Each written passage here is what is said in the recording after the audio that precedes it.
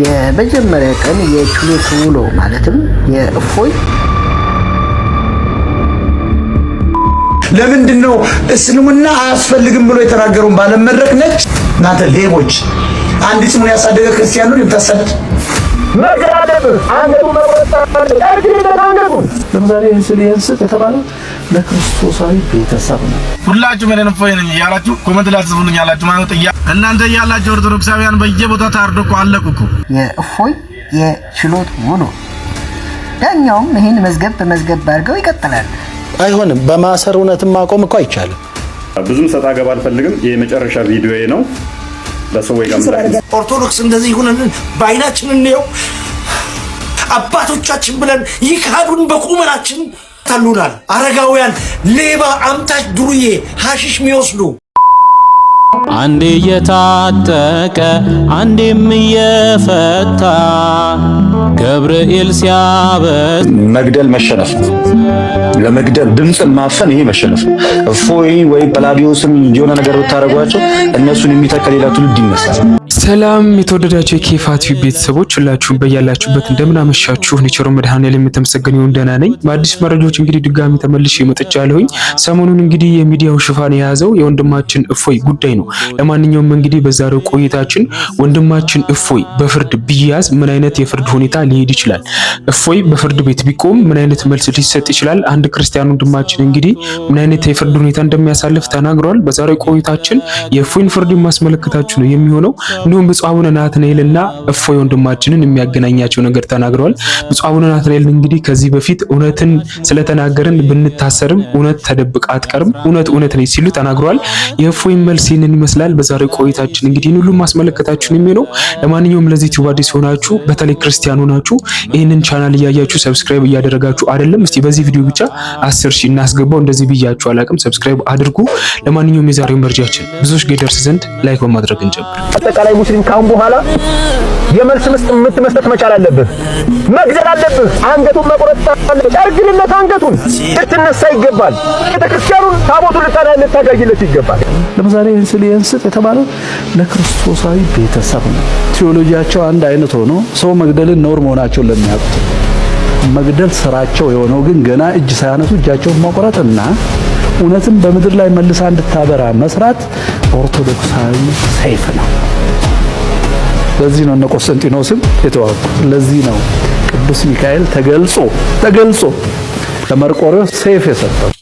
እንግዲህ በጣም የብዙ ክርስቲያን እህት ወንድሞቻችን ጥያቄ እንግዲህ በመጽሐፍ ቅዱስ ላይ የተጻፈው ነው። እሱም ጌታችን የተናገረው እንግዲህ ግራህን ለሚመታ ቀኝህን አዙረ ስጠው እንደሚለው ሁሉ ብዙዎች ለሌላ ነገር የተጠቃ ይመስላልና መምህር ፋንታሁን ዋቂ እንግዲህ እንዳብራሩት በእምነት ለሚመስለን ብቻ ይህንን ሕግ እንድንፈጽም ነው። ምክንያቱም ለወንድማችን ግራችንን መቶን ቀኛችንን ብንሰጠው ይራራልናል። በቃ ድጋሚ ሊያደርገው አይችልም፣ ምክንያቱም ያስብልናልና። ከኛ ውጭ የሆነ ግን በቃ ሙሉ ነገራችንን ቢያገኝና ቢያጠፋ ራሱ ደስተኛ ነው። ለማንኛውም ይሄ በመንፈስ ለሚመስሉ ወንድሞች የተናገረ ነው። ሌሎች መረጃዎች አሉ፣ እነሱን ላስመልክታችሁ። ለምንድነው እስልምና አያስፈልግም ብሎ የተናገሩን ባለመድረክ ነች ከአብይ አህመድ ጋር 3 ቀን ሆኖታል ከገባ። እያያችሁታል በኢትዮጵያ ቴሌቪዥን ዜና እየተነገረ። ለምን አልተቃወማችሁ እናንተ ሌቦች? አንድ ስሙን ያሳደገ ክርስቲያን ነው የምታሳድድ ለምን ታሳደዋል? መብቱ ነው መናገር። ባይዘው ስድብ ከሆነ ነው እኔ ማልቀበለው። መተቸት ግን ይችላል፣ መብቱ ነው። አላምንም ማለት ይችላል። አንድ ሙስሊም መጥቶ በኢየሱስ ባናት ተዘቅዘቅ አላምንም ማለት ይችላል። እና እንዴት እንደዚህ አልክ ብዬ ልገለው? አንደኛ የቆየ ቪዲዮ ነው።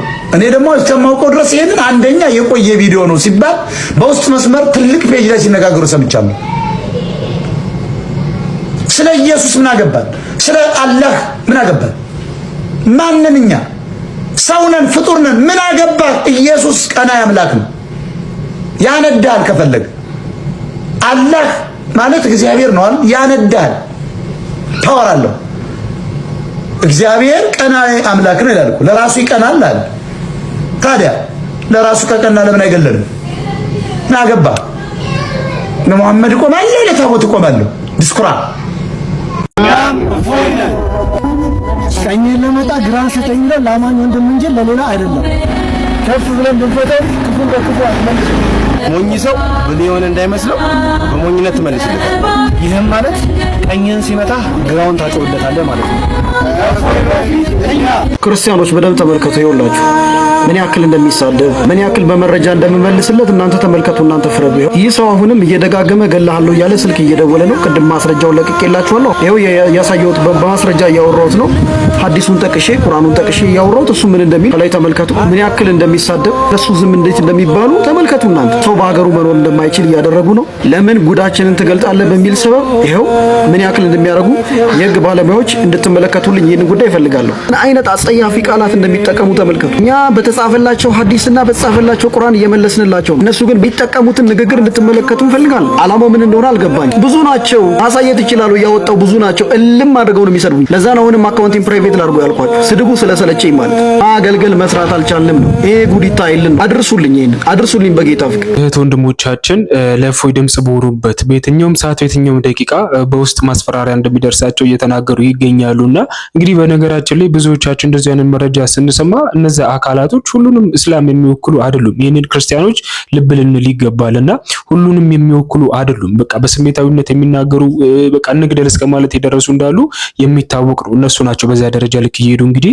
የሚያስፈራሯቸው እንጂ ከዚህ በፊትም ኡስታዞቹ እንደተናገሩት እንግዲህ እኛን የማይወክሉ ብዙዎች አሉ ብለዋል። ስለዚህ አሁንም ልንረዳው የሚገባው ነገር ይሄንን ነው። በአንድ ግለሰብ ምክንያት ሁሉንም ተቋም መወከል መልካም ነው ብዬ አላስብም። ለማንኛውም እግዚአብሔር አምላክ እንግዲህ ወጣቶችን ወንድሞቻችን ይጠብቅልን ከማለት የምናገረው ነገር የለም። እስቲ አንዳንድ ቪዲዮዎችን ላስመልክታችሁ። የወጣቱ እንቅስቃሴ ምን ይመስላል? እንደውም ቅዱስ ሲኖዶስ ጥሪ እስኪያቀርብ እየተጠበቀ ነው። አንዳንድ ቪዲዮዎችን ላስመልክታችሁ።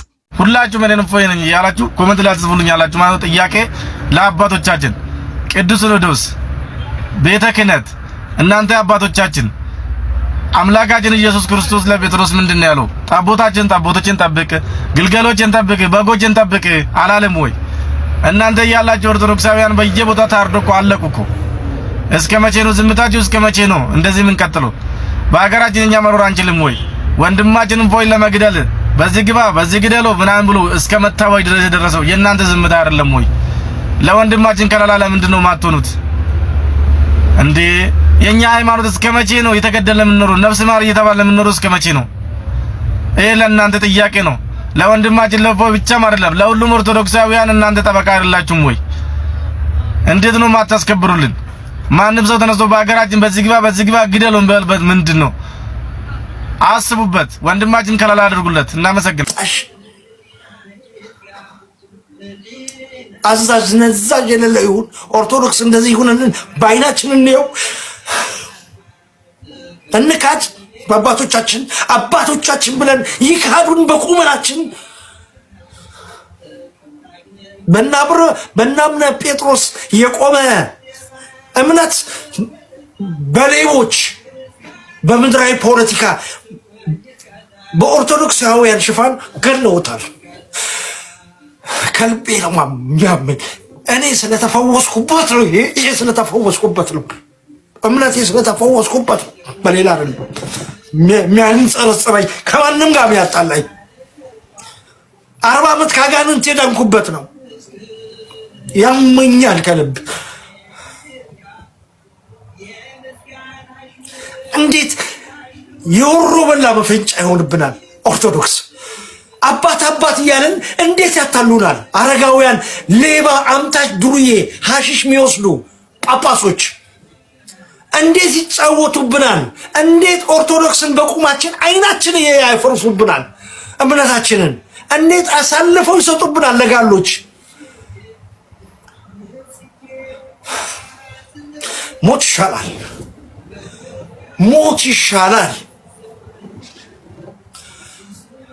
እዚህ ዛሬ የምታሾፉብኝ ነገ ትታረዳታለህ።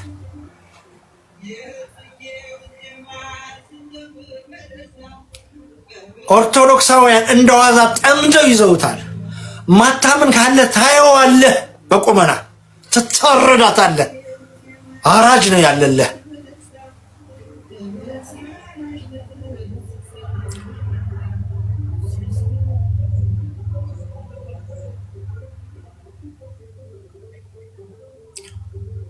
እንዴት እንደሚያመን እኛ እናውቀዋለን። ምን ነው ባልተፈወስኩና በዛው ወደ ሲኦል በወረድኩኝ። አይኔ ያየ እንደዚህ ጢባ ጢቤ ይጫወቱብን አልቃይዳዎች። እንግዲህ ቪዲዮውን እንደተመለከታችሁት ነው የወጣቱ እንቅስቃሴ ይህንን ይመስላል። ቅዱስ ሲኖዶስ አሁን ምን አይነት መግለጫ ባይሰጥም እንግዲህ ብዙዎች በቁጣ የሚያስተላልፉት መልእክት አለና ለማንኛውም እንግዲህ አሁንም ቢሆን አባቶች በመንፈስ ቅዱስ እንጂ በእኛ እንደማይመሩ ነው እስከዚህ ዝም ማለታቸው በጣም ብዙዎችን ያስቆጨ ነው። እንደ ልጅነትም ይሰማልና በዚህ ደረጃ ልክ ዝም ማለታቸው እንግዲህ በአንድ ወቅት መምህር ዲያቆን ሄኖክ ኃይሌ ከቤተ ክርስቲያን ገንዘብ ሲጠፋ እንጂ ሰው ሲጠፋ ልብ አንልም እያለ ሲናገር ነበርና በእውነት ወንድሞቻችንን እግዚአብሔር አምላክ ይጠብቅልን። የአባቶች ዝምታ ግን ያስፈራል። እውነት ለመናገር ያስፈራል በዚህ ደረጃ ልክ ዝም ማለታቸው። ለማንኛውም እንግዲህ አሁንም ማስመለከታችሁ ቪዲዮ ብፁዕ አቡነ ናትናኤል ከዚህ በፊት የተናገሩት አንድ ቃል አለ በጣም ብዙዎቻችን የምንወደው ቤተክርስቲያን ያን ማቅ ባለበሰች ሰዓት እንግዲህ እውነትን መደበቅ አይቻልም እውነት አትታሰርም እያሉ ተናግረዋልና ለማንኛውም እስቲ የሱን ቪዲዮ ላስመልክታችሁና አንዳንድ ሐሳብ እናዘውርበታለን። አይሆንም በማሰር እውነትን ማቆም እኮ አይቻልም። እንኳን በማሰር በመግደል እውነትን ማቆም አይቻልም። እኔ ልትገለኝ ትችላለህ። እኔ ውስጥ ያለ እውነትን ግን መግደል አትችልም። ትቀጥላለች እውነት እስከ መጨረሻው። ስለዚህ ይሄ ነገር ተገቢ ስላልሆነ ቢታረም ጥሩ ነው። እንደተመለከታችሁት ነው አባታችን ቃለ ሕይወት ያሰማልን። ግልጽ ነው እውነትን መደበቅ አይቻልም። ይልቁንስ በዚህ ዘመን ደግሞ ያሉንን ነገሮች መጽሐፍቶቻችንን ፊት ለፊት እያወጣን የምንወያይበት ነውና እንግዲህ እፎይም ከዚህ አንፃር ነው ሰሞኑን ሲናገር የነበረው እውነትን ማሰር አይቻልም። እፎይ ታሰር እየተባለ ነበር። እውነትን ማሰር አይቻልም፣ ነገር ግን የጊዜ ጉዳይ ነው ሁሉም ነገርና ለማንኛውም እግዚአብሔር አምላክ ስለ ሁሉም ነገር ይመስገን። በዚህ ሰበብ እንግዲህ ብዙዎች እንግዲህ እየነቁም ስለሚሆን ስለዚህ እግዚአብሔርን የምናመሰግን ነው የሚሆነው በደስታ ብቻ ሳይሆን በመከራ ውስጥም የክርስቲያን ተስፋው እግዚአብሔርን ማመስገን ነው ብዬ አስባለሁና ለማንኛውም የመመራችን ቃል ይሄንን ይመስላል። ከእፎይ ጎን ነን የምትሉ ክርስቲያኖች በሙሉ ኮመንት ላይ እኔም እፎይ ነኝ እያላችሁ ሐሳባችሁን መግለጻችሁን አታስቀሩ። አሁን ማስመለከታችሁ ቪዲዮ እንግዲህ ድንገት ወንድማችን እፎይ ተይዞ ለፍርድ ቢቀርብ ምን አይነት የፍርድ ሁኔታዎች ይኖራሉ የሚለውን እንግዲህ አንድ ወንድማችን ያስቀመጠው ሐሳብ አለ። እሱን ቪዲዮ ላስመልክታችሁ። የመጀመሪያ ቀን የችሎት ውሎ ማለትም የእፎይ የችሎት ውሎ በቅድሚያ ክሱ ይነበብለታል። አቶ እፎይ ወይም ደግሞ በትክክለኛ ስማቸው እንትና ባስተዋወቁን አቶ እፎይ እንዴት ነው ይሄን ወንጀል ፈጽመሃል፣ እንዲህ አይነት አጸያፊ ስድብ ተሳድበሃል ወይም ደግሞ እንዲህ አይነት ነገር ተናግረሃል ተብሎ ክስ ተመስርቶብሃል ይላሉ ክቡር አቃቤ ሕጉ። አቶ እፎይም ደግሞ ደረታቸውን ነፋ አድርገው ኮራ ብለው በፍጹም እኔ ይህን ነገር አልፈጸምኩም፣ ወንጀልም አልሰራሁም ብለው የእምነት ክደት ቃላቸውን ይሰጣሉ። ዳኛውም ይህን መዝገብ አድርገው ይቀጥላሉ። ከዛም አቃቢ ሕግ ክስን አሰማ ይላሉ። ቀጠሮ ይያዛል ክስ ለማሰማት ይቀጥላል። ከዛ አቃቢ ሕግ ምስክሮች አሉኝ ምስክሮችን አቀርባለሁ ይላል። ምስክር ሆነው የሚቀርቡት እንግዲህ የተቆራረጡ የቲክቶክ ቪዲዮዎች እንዲሁም ያው በአካል አይቻለሁ የሚሉ ሰዎችን ማቅረብ ከባድ ነው። ማለት 100 ሚሊዮን ምስክሮች ሊኖሩ ስለሚችሉ እነዚህን የተቆራረጡ የቲክቶክ ቪዲዮዎች ያዩ ከዛ ይቀጥላል። ምናልባት ፍርድ ቤቱ አምኖበት አቶ እፎይን ተከላከል ካለው የመከላከያ ማስረጃዎቹን ያቀርባል። አይ እፎይን የሚያስጠይቅ ወንጀል ደግሞ በአቃቢ ሕግ ተደራጅቶ አልቀረበም ከተባለ ደግሞ ያው በነፃ ይለቀቃል። ነገር ግን የመከላከያ ማስረጃ አቅርብ ከተባለ አቶ እፎይ ምን ሊያቀርብ ይችላል? የመከላከያ ማስረጃ ምን ሊያቀርብ ይችላል? ቁርአንና ሐዲሱን ያቀርባል ማለት ነው እያነበበ። ከዛ ዳኛው መቼም ዳኛ ነው የሃይማኖት ዳኛ አይደለም። አክቹአሊ አሁን ራሱ ያጋጫል። ምን አይነት ዳኛ ይሆን የሚለው በጣም ያጋጫል። ያው ሙስሊም ከሆነ ጉዳዩን ስለሚሰማና ብስጭት ስለሚያድርበት ዳኛው ደስተኛ ላይሆን ይችላል። እሱን መዳኘት ራሱ ሊደብረው ይችላል። ክርስቲያን የምናደርገው ደግሞ እንደው የበለጠ እየተንገሸገሸ ችሎቱ ላይ መቀመጥ ሊደብረው ይችላል። ጴንጤ ቢሆን ግን ዳኛው ምናልባት ያቻችል ይሆናል። አሊያም ደግሞ እምነት የሌለው ዳኛ እንፈልግና እዛ መሀል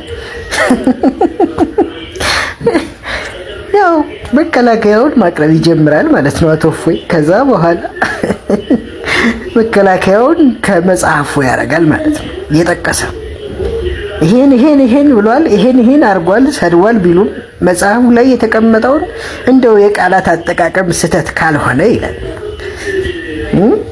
የቃላት አጠቃቀም ስተት ካልሆነ ወይም ተጋኖ ካልሆነ በስተቀር ይላል እያለ ያቀርባል። ከዛ መጨረሻ ዳኛው ለፍርድ ይቀጥሩታል። የፍርዳቸውን ቀን ደግሞ እንቀጥላለን። እንግዲህ ቪዲዮውን እንደተመለከታችሁት ነው የፍርድ ሁኔታ ወይም ወንድማችን እፎይ በፍርድ ቢቀርብ ምንም የተለየ ነገር አይኖርም። በዚህ ደረጃ ልክ ነውና ከዮኒ ማኛ ጋር ለማመሳሰል የሚሞክሩ ሰዎች አሉ። ዮኒ ማኛ እንግዲህ ስለተሳደበ ነው በጣም ብዙ መከራ ሲደርስበት የነበረው። እፎይ ግን ያው ስላነበበ ነው በዚህ ደረጃ ልክም እስከ መገፋት የደረሰውና ለማንኛውም አሁንም ብዙዎችን የማይወክሉ በእስላም የሚገኙ አንዳንዶች እንግዲህ ብዙ ነገሮችን ለመፍጠር ይሞክራሉ።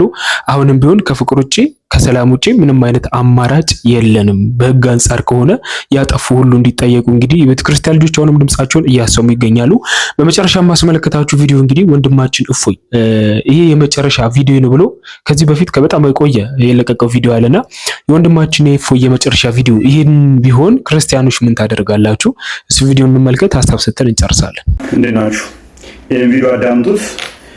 ብዙም ሰጣ ገባ አልፈልግም። ይሄ የመጨረሻ ቪዲዮ ነው። ለሰዎች ለወረደ ሰው መልስ የሚመልሰው አይደለም። ምክንያቱም እኔና ኤቢሲ እኩል አይደለም። ኤቢሲ ማለት ስሙን እንኳን መጽሐፍ ከብዶት ቲክቶክ በከፈተ ሰዓት ኤቢሲ ብሎ የከፈተ ገና ኋላ ቀረ ሰው ነው። እኔ ደግሞ ከአንድም 2 ዲግሪ ያለኝ የጤና ባለሙያ ነኝ። ስለዚህ ሜንሽን ባታደርጉኝ እመርጣለሁ። ወደ መልሱ ግን ስንሄድ ማለት ነው የደደብነቱ ደደብነት ወይም ደግሞ ያላዋቂነቱ አላዋቂነት የፈጠረበት ጥያቄ ራሱ ቡዳህ የምትለዋን እንግሊዝኛ ቃል ምን ብለህ ተረጎምካል? ቡዳህ የምትል ቃል ላይ ዋል ኦፍ ቡዳህ ይላል። ያ ምን ብለህ ተረጎምከው? ምን ማለት ነው ቡዳህ ማለት? የመጀመሪያ ነገር ይሄኛውን ነገር ማወቅ መቻል አለብህ። ቡዳህ ማለት the wall of water ሲሆን ያም wall of water ምንድነው? የውሃ መያዣ ሲሆን እሱ 3 ሜትር ስፋት በ3 ሜትር ተኩል ጥልቀት ያለው አካል ነው። ስለዚህ እዛ ጋር እየተደረገ ያለው ነገር ምንድነው? እንደዛው የውሻና የወራባ ደም አለበት ነው እየተባለ ያለው። ቢኖርበት ነው እየተባለ ያለው። ቢኖርበት ነው ጥያቄያዊ ነው። ገብቷል?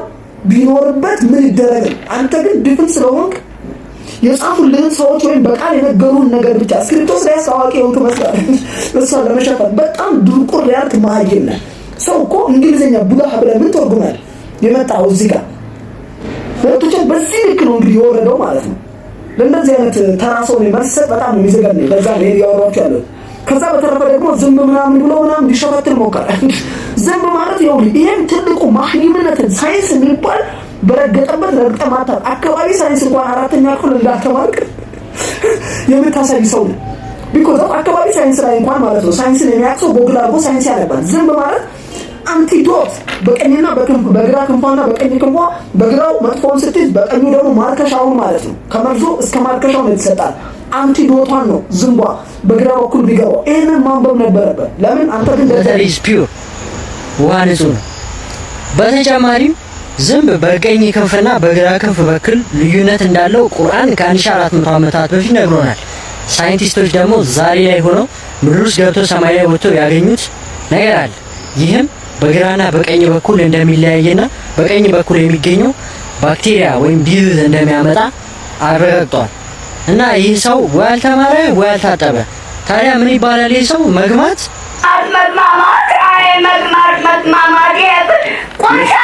እንደሰማችኋቸው ነው።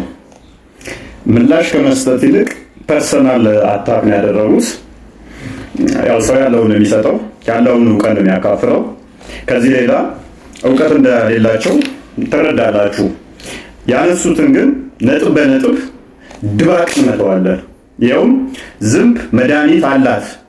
ስለዚህ የምትጠጡት ውስጥ ልገባ መጥፋት የለባችሁም፣ ውስጡ ነክራችሁ አውጥታችሁ መጠጣት አለባችሁ የሚል የነብያቸውን አስተምሮ ለመደገፍ ሳይንቲፊክ ያልሆነ የጎግል እውቀት ይዘው መጥተዋል ማለት ነው። ይህም በመረጃ እናጋልጣለን። በቅድሚያ ግን ማንኛውም ጤናማ አእምሮ ያለው ሰው ዝንብ ቆሻሻ ላይ ካረፈች በክንፎቿና በእግሮቿ ባክቴሪያ ይዛ መታ መበሉትና የምትጠጡት ላይ ካረፈች ትበክለዋለች። ኢትስ ኦብቪየስ ነው። ካካ በምልበት አካባቢ ላይ ዝንብ አለ እንበል። ዝንቦቹ ወረውታል። እናንተ እዛ ሻይ ስትጠጡ ከካካው ላይ ተነስተው የምትጠጡት ላይ ገቡ። ያንን እንደ ነብያችሁ አስተምሮ ከሆነ የምትጠጡት ውስጥ ዝንቦቹ ንክር ታደርጉና አውጥታችሁ ትጠጣላችሁ። ዝንቧ በእግሯ ምንድነው ዳር ላይ መጣችሁ ከካካ። ሌላ ኤግዛምፕል ልስጣችሁ። ካፌ ላይ መንገድ አስፋልት ዳር ቁጭ ብላችኋል። አስፋልት ላይ ብዙ ጊዜ ታያችሁ ፈረስ፣ የጋሪ ፈረስ አንዳንድ ቦታ ይቆማል። ሰውነታቸው ቁስልስል ይልና እዛ ይቆማሉ። የሚቆሳስሉትም በዝንቦቹ ነው። ዝንቦቹ እሱን ስለሚነድፏቸው ስለሚያቆሳስሏቸው አስፓልት ላይ የሚቆሙበት ምክንያት መኪና ሲያልፍ ዝንቦቹን በነፋስ እንዲያደርግላቸው ነው። እና ሲያደርገው ዝንቦቹን እናንተ ካፌ በር ላይ ቁጭ ብላችኋል። ዝንቦቹ መጥተው ሻያችሁ ውስጥ ንከር ወይንም የምትጠጡት ውሃ ብርጭቆ ውስጥ ወይንም ወተት ውስጥ ከዛ እንደ ነብያችሁ አስተምሮ ንክር ታደርጉና አውጥታችሁ ትጠጣላችሁ። how stupid it is። ይሄን ነው ሳይንቲፊክ ነው ብላችሁ ኧረ ተው አስቡ፣ ኧረ ተው። ሌላ ግን ልንገራችሁ እንደ ዓለም ጤና ድርጅት መረጃ መሰረት ወይንም WHO እቺ ጥዝ እያለች የምትሄደው ዝንብ አለች አይደል? ሁማን አፍሪካን ትራይፖኖሶማሲስ የሚባል በሽታ ታመጣለች። ይሄ በሽታ ወይንም ስሊፕ ሲክነስ ይባላል። በአመት እስከ 100,000 ሰው ይገላል። ስፔሻሊ ኢስት አፍሪካ ላይ ነው ደግሞ ይበሽታ ያለው። ይሄው WHO ያወጣው መረጃ ነው፣ ግለሰብ ያወጣው አይደለም። የዓለም ጤና ድርጅት ያወጣው መረጃ ነው የምሰጠው። እንዴት ነው እኔ ከፍቅረኛዬ ጋር ቁጭ ብዬ ካፌ ላይ ከካካ ላይ ብለው የመጡ ዝንቦች ሻዋ ውስጥ ሲገቡ ዝንብ መድኃኒት በክንፏ ዛለች ብዬ ሻዋ ውስጥ ጭራሽ ጭምቅ አድርጌ ወደ ውስጥ ነክሬያቸው አውጥቼ ጠጪ ምላት?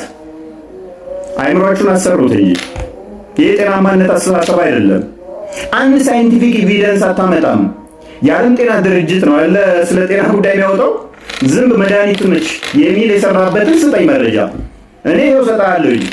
ዝንብ ገዳይ በሽታ እንደምታመጣ እንደምታስተላልፍ ማለት ነው።